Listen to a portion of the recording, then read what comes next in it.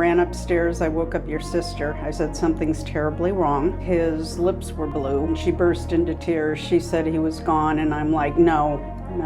So all of a sudden the primary breadwinner's gone and you're like in full panic mode. You had to discover alternative products that would give you the safety, the security, the peace of mind that you were looking for. And the peace of mind I did not have. My name's Andrew Winnett. I own Legacy Builders Wealth Management, and here is my lovely mom, Susanne Winnett. We want to talk about this story. We want to talk about kind of our origin story, how the firm came about. You know, it started with a really sad kind of starting point, but God redeemed it. And it's very cool how through one person's death, there's been a lot of life through it. So this is my mom, Susanne Winnett. She's amazing. She's raised us hellions, me and my brother and my sister. We won't go into the stories where I broke both my arms, or we ate too much X-Lax, or basically destroyed myself on a scooter, or any of that stuff. We won't talk about that. Today we're here to talk about what happened with Dad. So July 1st, 2009. Yes. I'll tell my story, but why don't you tell yours, how you remember that morning? I was getting ready to go to church because I was leading the crafts for Vacation Bible School. I was on the phone for about a half an hour, and I was looking around the house. I didn't see your dad. Yeah. The light was on in his office, but he wasn't there. It seemed a little odd. I went outside, the truck was there. I'm still dealing with the administrative part of VBS. And I just sort of put that behind me because I really wasn't paying attention. Yeah. So I go outside on the patio, and I'm finishing up my conversation, and I see him sitting on the steps going down towards the grass, and his lips were blue and he wasn't moving. I got off the phone. I ran upstairs. I woke up your sister. I said, something's terribly wrong. Yeah. And I went back down. I was trying to talk to him. I touched him. He was cold to the touch. I called 911. And Evan was already gone to work. Yeah, working at Target. Working at Target. Younger brother, Evan. Yes, he was, 19 at the time. Nikki went outside and she burst into tears. She said he was gone, and I'm like, no. And by then, 911 is telling me what to do. We tried to pull him up onto the flat side of the patio. We laid him down. I was doing CPR. It wasn't working. Yeah. And then I think you came in. So what happened from my perspective is I'm out on my own. So I'm married, got a good job, climbing up the banking ladder. I worked at the bank. You called me that morning because we were going to go camping for July 4th. Yes. We were going up to the lake. Dad was filling his crazy 1972 antique RV that he bought, and he's getting that stuff all packed and doing what he normally does for a camping trip, going freaking all out on preparations and stuff. And you called and left a message, and I had checked it, and it was like 8 in the morning, 8:30 in the morning, and it was about the camping stuff. And I said, I think I texted you, I'll call you back when I'm on my break, or I've got some time. And then you called me again and left a message, and I'm like, that's weird. And I knew that's bizarre. It was you who left a voicemail and you were crying, and I'm like, oh my God. So I call you back, and I don't think you answered your cell phone. I called the house phone. This is back when we had house phones. And Nikki answered, and she said those words that I'll never forget, I think Dad's dead. And that was like, what? Like, so out of left field for me. Like, I went into shock because I'm like, how can Dad be dead? What does that mean? And like, I remember locking everything up and getting in my green Toyota Camry and making that normally 20-minute drive from Roseville, California to Auburn. And I'm trying to go like 150 miles an hour to get back because I'm like, what if he's not dead and like I've got a minute left with him, or like, so I'm like, I don't care about the speed limit.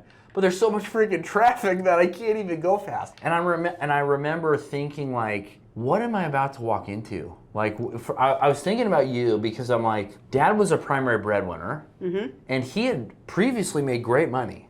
like really good money. He worked with IBM. IBM was like a network analyst or some, he was a nerd, but he was a sharp nerd. He was very smart and knew his stuff. But Evan and Nikki, my younger brother and younger sister, they were living at the house still, and Nikki's only 15 at the time, right? 19 and 15. Yeah, and so I'm like, what am I gonna walk into? And I remember getting into Vintage Oaks, which is the neighborhood which we grew up in, blowing through the last stop sign, going up Vintage Way, which is that crazy long hill that I have a lot of scars from. And as I crested over, I see all these lights. The sheriff's cars, the ambulances, the fire trucks. Yeah. I remember pulling up, jumping out of my car, jumping over the bushes, running through the already open front door and seeing all these uniforms with their heads down. I remember seeing your friend. Joyce? Yes. And she was like, she's amazing, by the way. She's just had the most tender heart. And it was just so cool to have her there. But I remember running through and seeing the paramedics on the outdoor patio furniture that we had, and they had already done their work. He was on the gurney. He was on the gurney, he was gone. And they were with their heads down because they knew what was coming, I remember that day, it was such a difficult day. I've never been so tired. And when people go through that loss, the exhaustion, it's in your bones. Mm-hmm. I don't know if you remember that or not. I just remember being in denial, not being emotional. It's like this can't be happening. Finally, when our pastor was there, when more friends were there, and we were praying, and then just everything, all the emotions came out. I'll tell a quick story. I don't even know if I've shared this with you. Mm-hmm. So you're hearing it live. This is a first. I definitely haven't shared it in public for sure, but I'll share here because I think enough time has passed. So I was really considering, me being the super believing in God, I know God can do miracles. I've seen them happen. And I'm like, well, listen, Jesus raised himself from the dead.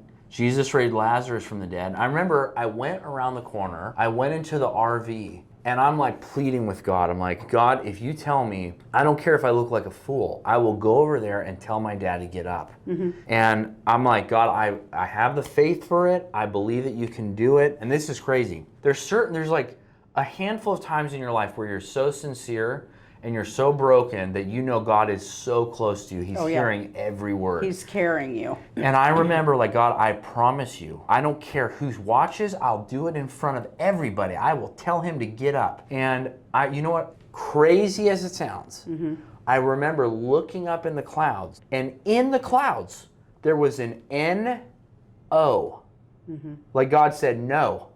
And I freaking lost it because then I realized, oh, he's really gone. There's nothing I can do to make this change. Right. That was hard. That was when the emotions came for me. And obviously that first month was extremely difficult, just brutally difficult. I talk about how we're just trying to pick up the financial pieces because all of a sudden the primary breadwinner's gone and you're in full panic mode, right? Now, thankfully, there was a death benefit, a life insurance death benefit, and you did what most people do when they get a windfall of cash. You went down to your local Edward Jones or Charles Schwab or TD, whatever it is, right? You went down there. Yeah. We won't say the financial advisor's name, but you invested it in the market. Mutual funds. Yep. Yes. Now, this is right after the global financial crisis, so this is scary, volatile times. Fall of 2009. Yeah.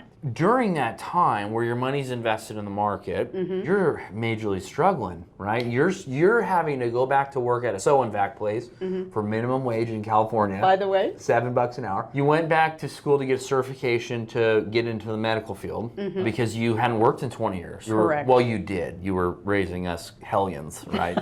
And really, you had to have grandma move in to help with the payments. She was getting older, so you were trying to take care of her because she's slowing down. Right. So it was kind of a win-win, but bottom line was you were working for minimum wage, trying to get a certification, trying to take care of Evan and Nikki. So difficult, so difficult. And you fast forward a little bit, I was in your house and I'm looking at your statements and I realized that you had made $3,000 in your mutual funds, but it all was eaten up by fees. Most of it. And I'm like, what? It made me so mad. This is my mom, okay? Yeah. I felt responsible as the eldest son to take care of you. This is my mom. Yes. No one is going to take advantage of my mom. You had my back. I did. That led me on this journey where we had to discover alternative products that would give you the safety, the security, the peace of mind that you were looking for. And the peace of mind I did not have. That's exactly right. You were stressed out, weren't you? Yes, I was. I was in my, mid-50s? Yeah. And the thought of going back to work, let alone going back to school, was So why were you stressed hard. out about all your money? Well, the house was going on 20 years. 20 years that you'd owned it. Well, when I left, it was 20 years. So Okay. repair work, Nikki, finishing raising Nikki, Yeah. just trying to be frugal with the money that I had. Just Did a you lot. lose any money during the global financial crisis, 07, 08? I have no idea. You're not alone in that. Most women don't know where their money's at. I see it all the time. You have to understand, in 07, 08, your dad was unemployed. He was yeah. one of the thousands that were laid off from IBM. That's true. We were living off our savings, our retirement. I forgot about that. So fast forward, we realize there's some problems with the current investment strategy. We start looking into different types of guaranteed products. Correct. Right? Correct. We were able to unwind what that financial advisor had done. We rolled it over into different types of fixed index annuities, accumulation annuities, and income annuities. We did a mix because at the time you were still kind of a ways away from retirement in a sense of Correct. a normal retirement age. Yes. You also were going to have a little bit more money coming from grandma at some point, and then Yes. if you sold the house and moved, which you were planning on doing, there was a little bit more money. Now, it was by no means millions. I was caregiving her. Yeah. At that point, she had had a second heart attack and 3 mini strokes, so I became a full-time caregiver. So I talk about this. So you were able to quit working for $7 an hour, going after the $9 an hour? Yeah. Oh, well, geez, you were loaded, man. Swimming in money. $9 an hour. Forgive me, I'll change that. You were able to quit that though because you had reoccurring revenue coming in from those products. Correct. So you had monthly income. Correct. And your money was out of the market. It participated in the upside of the market, but none of the downside. So you were able to focus on your mom. The bottom line Yes. is because you, at that point, were able to be free financially with guarantees, you could focus on the things that you needed to focus on at the time. Yes. Taking care of mom, your Finishing mom, raising Nikki. and taking care of the kids. Yes. Right. Then grandma passes at 100. Yes. Miss Energizer Bunny. Yes. Sold the house, you had some more money, and we basically put it in similar types of products, based upon your needs. Your long-term care is taken care of. You are earning $70,000 per year plus, but you're not living on that. You're just deferring it, so good for you. You bought a home in Spring Hill, Tennessee. Tennessee. I can travel to go see the 8 grandkids. I can tithe to my church. I can give my donations to the groups I care about, and I'm living comfortably I love that.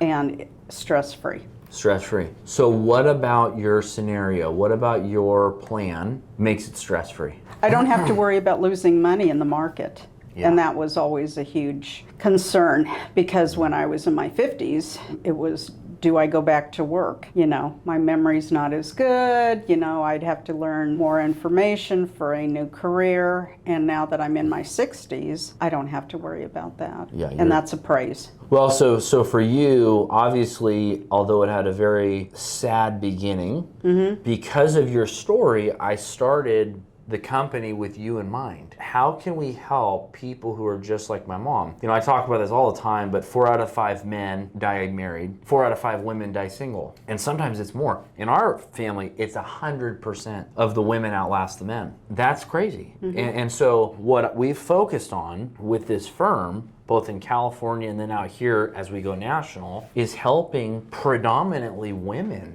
90% of our clients are women, and the 10% that are men have their wives in mind and are taking care of That's them. wise. That's very wise. Yes, but we want to focus on the women because we understand that when the guys inevitably die, and we die first, we're the ones that I joke around doing the triple backflip gainers off the ladders, and we're the ones eating too much hot chicken and playing hot potato with dynamite and stuff like that. We're the ones, we die first. But when we die, we often leave behind a bag of money to the spouse, the female spouse, and they have no clue what to do with it because they weren't brought in, nor are they're not logically minded, so it's more emotional for them, which makes it difficult to stare at. They don't want to stare at it. They just want to bury their head in the sand and just, I hope it's okay. They're raw. They're raw, that's true. raw. That is true. That's a very good way of putting it. So as we kind of wrap this up, I mean, thank God that God redeems all things and He uses all things together for good. Even just because it's not good doesn't mean that God can't use it for good. He does. And Dad dying At 45. at 45 was not good.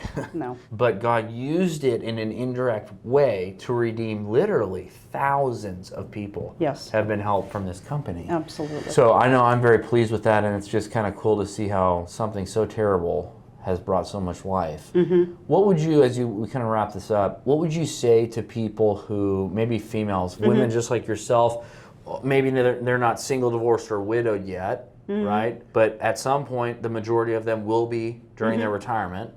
What would you say to them when it comes to our approach? Well, before you lose your spouse, your partner, your life partner, get your ducks in a row while you still have him. So when you do lose him, you don't have this giant void, this giant black hole that you don't think you can get out of. You know, you care about people.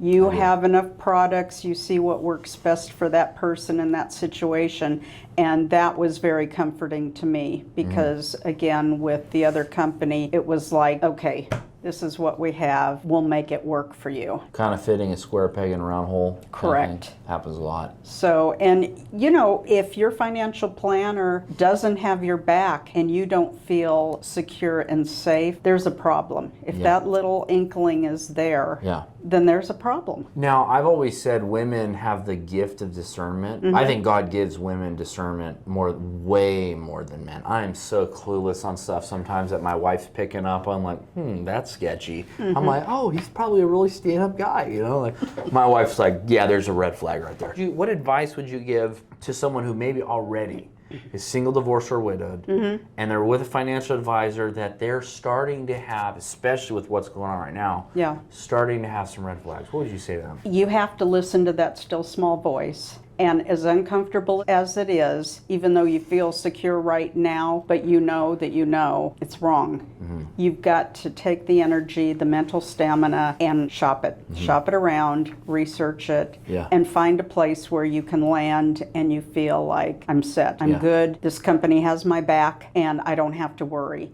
Because you lose years worrying. You know? And that's true. I say this all the time, like, stress is the #1 killer because stress is what leads to chronic illness, cancers, heart attacks, stroke. Stress is the root. Right. And so if you're stressed out, have you looked at the market lately? No, I don't. You haven't looked at the market? The market's crashing. I hear some stuff, but no. You don't care, huh? No, I don't, because I'm feeling very secure. I know that my money is making money. I get my monthly stipend. I'm good. So you're not trying to time the market? You're not trying to wait till, well, maybe it'll go up a little bit more and then I'll cash out, you know, for not at all. millions. Not at all. Not at all. Something to be said about that. Absolutely. Well, I've got to tell you something, Mom. At the timing of this video, we have the highest and the most 5-star reviews of any financial advisor or financial planner in all of Middle Tennessee. Well, praise God. And that goes to show you that, first of all, we have the best clients in the world. I mean, the best. They're like their family.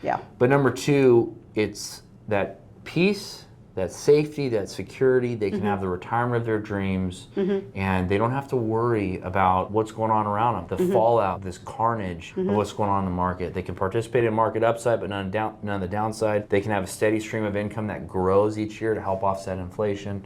You give them options. We give them options, and we really shoot for a spirit of excellence. We really try to make sure they're taken care of from start to finish. Absolutely. We love on them, bless them. I'm really excited that you were able to do this. Well, thank you for having me. me. Appreciate you, Mom. Love you. I love you too. You're amazing.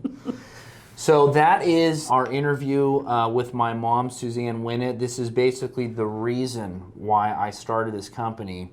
And we're on a mission, Mom, to help 1 million women just like you obtain the safe, secure, incredible retirement of their dreams. They're able to retire with more than just dignity, and they're not going to be stressed out and fretting about their future. The best truly is yet to come for them. And another blessing for me is I can use my money to better the world. Yes, you've got more than enough. Way Because more I than have enough. more than enough, yes. Yeah, you're able to be generous. Right. Doesn't matter if it's a child, a grandchild, a charity, a church, whatever is important to you. If you're in survival mode, Yes. isn't it so much better to give than to receive? Oh, The absolutely. satisfaction you get by Yes. giving. Yes. But if you don't have the extra, so Yeah. that's strategy number 5 in the book. Good. World-changing generosity. Yes, bloom where you're planted. Yeah. Bloom where you're planted. What are we? Tulips, or are we doing roses? What? Basil. Basil. Okay, well, that was out of left field. Basil. Okay. That was it, folks. Hope you got a lot out of this. Let us know what you think. We'd love to hear your comments. We love y'all, and I hope you have an awesome day. We'll see you.